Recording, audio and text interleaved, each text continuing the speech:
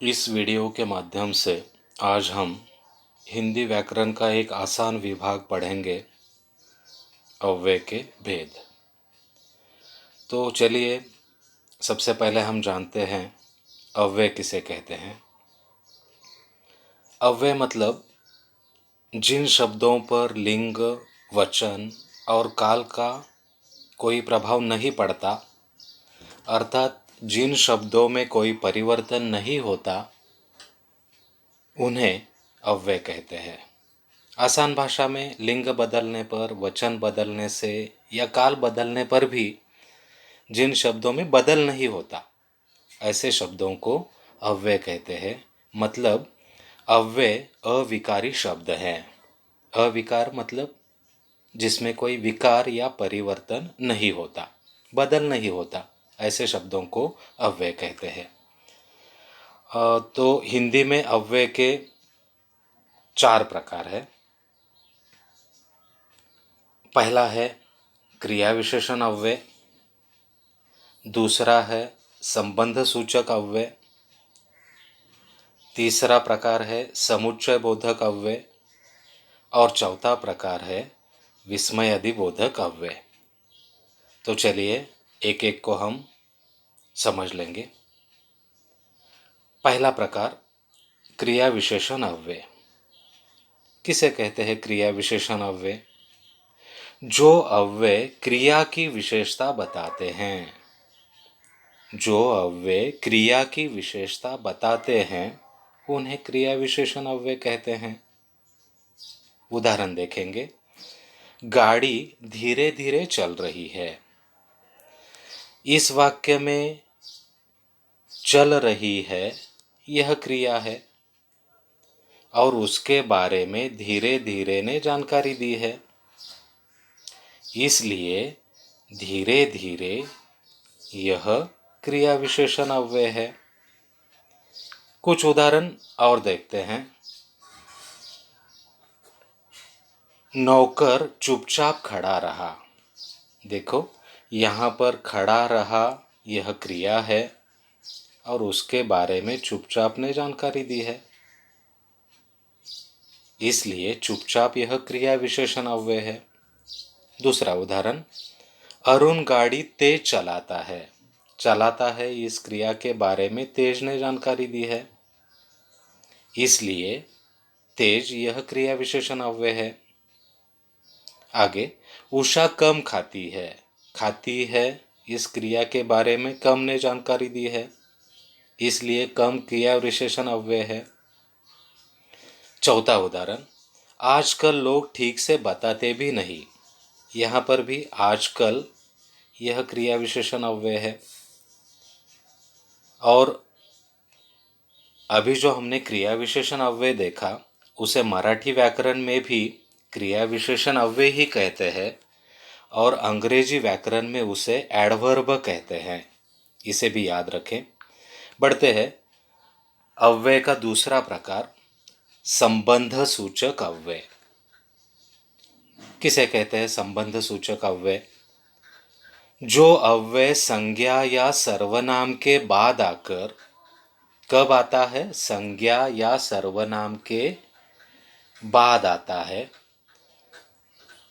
संज्ञा या सर्वनाम का संबंध वाक्य के किसी दूसरे शब्द के साथ जोड़ता है।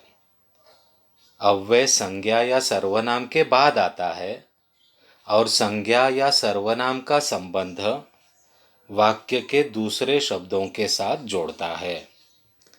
ऐसे अव्ययों को संबंध सूचक अव्यय कहते हैं। उदाहरण के माध्यम से हम इसे समझ लेंगे। उदाहरण है, साहब मंदिर के पीछे खड़े हैं या खड़े थे। यहाँ पर मंदिर यह संज्ञा है, उसके बाद के पीछे यह अव्यय आया है और उसने खड़े थे और साहब को जोड़ा है, इसलिए इस वाक्य में के पीछे यह संबंध सूचक अव्यय है। संबंध सूचक अव्यय समझने के लिए या याद रखने के लिए एक छोटी सी ट्रिक है।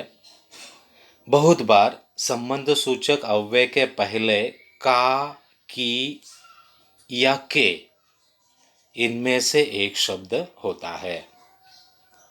का, की, के, इनमें से एक शब्द होता है।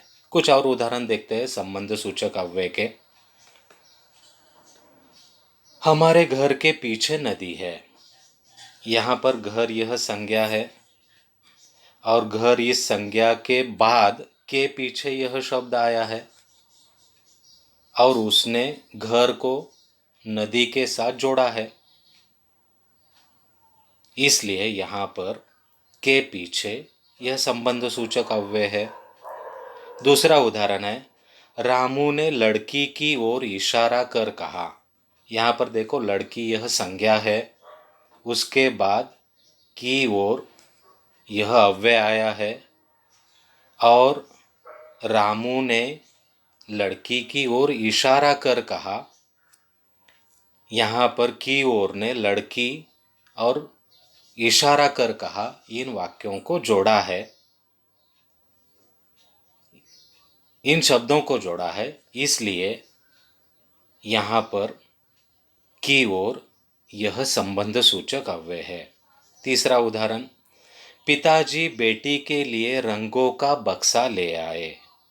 यहाँ पर भी के लिए यह संबंध सूचक अव्यय है। मैं अपने परिवार के साथ इंदौर से गोवा पहुंचा। जैसा मैंने अभी बताया था कि संबंध सूचक अव्यय के पहले का, की, के, देखो यहाँ पर भी आए हैं के, की, के। तो संबंध सूचक अव्यय आप इस तरह पहचान सकते हो। हिंदी में जिसे संबंध सूचक अव्यय कहा जाता है उसे मराठी व्याकरण में शब्द योगी अव्यय कहते हैं और अंग्रेजी व्याकरण में उसे प्रेपोजिशन कहते हैं। बढ़ते आगे, अव्यय का तीसरा प्रकार समुच्चय बोधक अव्यय। किसे कहते हैं समुच्चय बोधक अव्यय? जो अव्यय एक शब्द को दूसरे शब्द के साथ या एक वाक्य को दूसरे वाक्य के साथ जोड़ता है उसे समुच्चय बोधक अव्यय कहते हैं। आसान है, एक शब्द को दूसरे शब्द के साथ या एक वाक्य को दूसरे वाक्य के साथ जोड़ने वाले अव्ययों को समुच्चय बोधक अव्यय कहते हैं। उदाहरण देखेंगे, सांस निकलती है पर आस नहीं निकलती। देखो यहाँ पर दो वाक्य है, सांस निकलती है यह एक वाक्य है, आस नहीं निकलती यह दूसरा वाक्य है और दोनों को पर ने जोड़ा है, इसलिए यहाँ पर यह समुच्चय बोधक अव्यय है। कुछ और उदाहरण देखेंगे, गोवा में उमस थी लेकिन मुंबई जितनी नहीं। यहाँ पर भी दो वाक्य है, गोवा में उमस थी यह एक वाक्य है, मुंबई जितनी नहीं यह दूसरा वाक्य है, दोनों को लेकिन ने जोड़ा है, तो लेकिन समुच्चय बोधक अव्यय है। दूसरा उदाहरण, मित्र प्रतीक्षा कर रहे थे कि कब मेरी टांग टूटे। यहाँ पर भी दो वाक्य है, मित्र प्रतीक्षा कर रहे थे यह एक वाक्य है, कब मेरी टांग टूटे यह दूसरा वाक्य है और दोनों को की ने जोड़ा है। देखो यहाँ पर ह्रस्व की है, दीर्घ की नहीं। तीसरा उदाहरण, राहुल और किशोर भाई है। यहाँ पर दो शब्दों को और ने जोड़ा है, इसलिए और यह समुच्चय बोधक अव्यय है। चौथा उदाहरण, पाँव इधर उधर गया तो मोच आ जाएगी। यहाँ पर भी तो ने दो वाक्यों को जोड़ा है, तो ऐसे दो वाक्यों को या दो शब्दों को जोड़ने वाले अव्यय को समुच्चय बोधक अव्यय कहते हैं। और हिंदी में जिसे समुच्चय बोधक अव्यय कहा जाता है उसे मराठी व्याकरण में उभयान्वयी अव्यय कहते हैं और अंग्रेजी व्याकरण में उसे कंजक्शंस कहते हैं। बढ़ते आगे, अव्यय का आखिरी और चौथा प्रकार विस्मयादि बोधक अव्यय। किसे कहते हैं विस्मयादि बोधक अव्यय? जिन शब्दों से मन के विविध भाव जैसे हर्ष, शोक, तिरस्कार आदि का बोध होता है, उन्हें विस्मयादि बोधक अव्यय कहते हैं। मतलब मन के भावों को दर्शाने वाले जो शब्द होते हैं, उन्हें विस्मयादि बोधक अव्यय कहते हैं। विस्मयादि बोधक अव्यय समझने के लिए हम एक उदाहरण देखेंगे। उदाहरण है, वाह बड़ा आनंद है।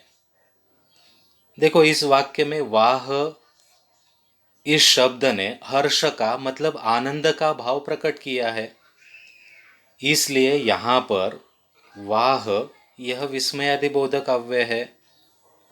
और विस्मयादि बोधक अव्यय याद रखने के लिए एक छोटी सी ट्रिक है। हमेशा विस्मयादि बोधक अव्यय के बाद विस्मयादि बोधक चिन्ह होता है। विस्मयादि बोधक चिन्ह हमेशा रहता है। उदाहरणों के माध्यम से और हम इसे जान लेंगे। पहला उदाहरण है, हे भगवान बचाओ इस कोरोना की मुसीबत से। यहाँ पर हे भगवान यह विस्मयादि बोधक अव्यय है, क्योंकि यहाँ पर हे भगवान इस शब्द के माध्यम से डर का भाव प्रकट होता है। दूसरा उदाहरण, ओह कितना बड़ा सांप है।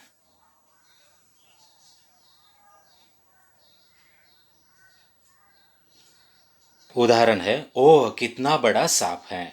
यहाँ पर ओह इस शब्द ने आश्चर्य का भाव प्रकट किया है और उसके बाद विस्मयादि बोधक चिन्ह भी आया है, तो यहाँ पर ओह यह विस्मयादि बोधक अव्यय है। तीसरा उदाहरण, अबे धीरे चल। यहाँ पर अबे के माध्यम से गुस्से का भाव प्रकट होता है, तो इसलिए अबे यह विस्मयादि बोधक अव्यय है। चौथा उदाहरण, राम राम इस कोरोना से कब छुटकारा मिलेगा। यहाँ पर भी डर का भाव है और राम राम इन शब्दों से वह पता चलता है, इसलिए राम राम यह विस्मयादि बोधक अव्यय है। और हिंदी में जिसे विस्मयादि बोधक अव्यय कहते हैं, उसे मराठी व्याकरण में केवल प्रयोगी अव्यय कहते हैं और अंग्रेजी व्याकरण में उसे इंटरजेक्शन कहते हैं। तो अभी तक हमने अव्यय के 4 प्रकारों को सीखा। तो इस अव्यय के विभाग पर परीक्षा में पूछे जाने वाले प्रश्न हमेशा 2 ही प्रकार के प्रश्न होते हैं, पहला और दूसरा, और कभी कभी यह तीसरा प्रश्न भी पूछा जाता है। क्या है पहला प्रश्न, किस तरह पूछा जाता है? दिए गए वाक्यों में से अव्यय पहचान कर उसका भेद लिखिए। मतलब आपको वाक्य दिया होता है, उस वाक्य में एक अव्यय शब्द होता है, आपको वह अव्यय शब्द पहचानना है और उसका भेद भी लिखना है। मतलब वह क्रिया विशेषण है, संबंध सूचक है, समुच्चय बोधक है, या क्रिया विशेषण अव्यय या विस्मयादि बोधक अव्यय है। यह आपको पहचान कर लिखना होता है। दूसरा प्रश्न इस प्रकार होता है, दिए गए अव्यय शब्दों का अपने वाक्य में प्रयोग करो। मतलब आपको अव्यय शब्द दिया होता है और उस शब्द को अपने वाक्य में प्रयोग करना होता है। कभी कभी तीसरा भी प्रश्न पूछा जाता है, निम्नलिखित वाक्यों में से अधोरेखांकित शब्द का अव्यय भेद लिखिए। मतलब वाक्य में आपको अव्यय अंडरलाइन करके दिया होता है, आपको सिर्फ उसका प्रकार या भेद पहचानना होता है। यह भी ध्यान में रखें, मैंने बताया भी था वीडियो में, हिंदी में जिसे क्रिया विशेषण अव्यय कहते हैं, उसे मराठी में क्रिया विशेषण अव्यय ही कहते हैं और अंग्रेजी में एडवर्ब कहते हैं।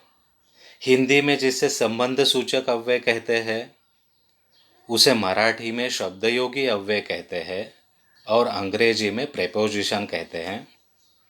हिंदी में जिसे समुच्चय बोधक अव्यय कहते हैं उसे मराठी में उभयान्वयी अव्यय और अंग्रेजी में कंजक्शंस।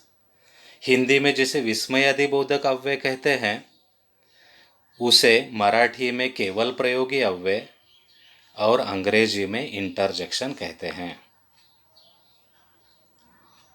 आशा करता हूँ कि आपको अव्यय के भेद समझ में आ गए होंगे। इसी वीडियो में मैंने आपको अव्यय के इस विभाग पर कुछ प्रश्न दिए हैं। आप वीडियो पॉज करके या स्क्रीनशॉट निकाल के उन प्रश्नों को लिख लीजिए और खुद हल करने की कोशिश करें। मुझे पूरा भरोसा है कि आप इन प्रश्नों को बहुत आसानी से हल कर सकोगे।